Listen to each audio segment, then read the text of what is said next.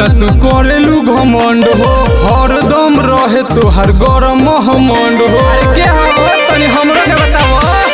रुका कवन पो आता न तू करेलू घमंड हो, हरदम रहे तोहर गरम महमंड हो। तोहर बात सुनी माथा हमर फेल हो जाला।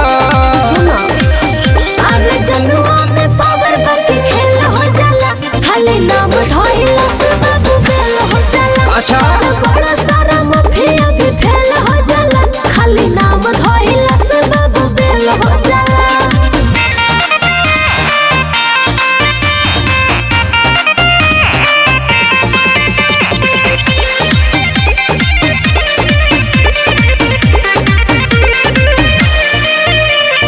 का बाटे ऐसन की करेलू गुमान हो, सब से रख पहचान हो।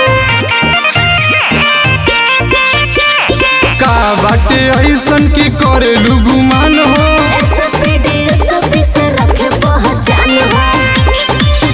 तोहर बात सुनी माता हमर फेल हो जाला। बट जनुआ में पावर के खेल हो जाला, खाली नाम धइला से बाबू बेल हो जाला। बड़ बड़ माफिया भी सारा फेल हो जाला, खाली नाम धइला से बाबू बेल हो जाला।